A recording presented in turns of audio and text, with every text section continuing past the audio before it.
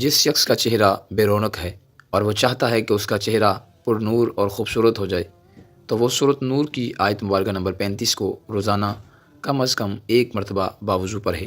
سورۃ نور قرآن مجید کے 18ویں سپارے میں موجود ہے۔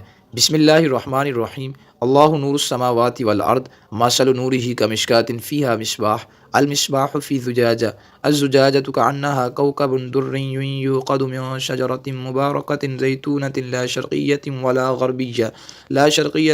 غربیۃ یکاد زیتها یضیء ولو لم تمسسہ نار، نور علی نور، یہدی اللہ لنورہ من یشاء ویضرب اللہ الامثال للناس واللہ بکل شیء علیم۔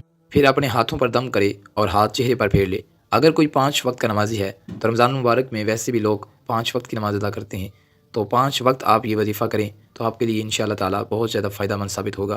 خلوص و عقیدت سے کیے گئے اس عمل سے آپ کو 7 دن میں ہی فائدہ نظر آنے لگے گا، لیکن آپ جب تک پڑھنا چاہیں تو اس وظیفے کو پڑھ سکتے ہیں۔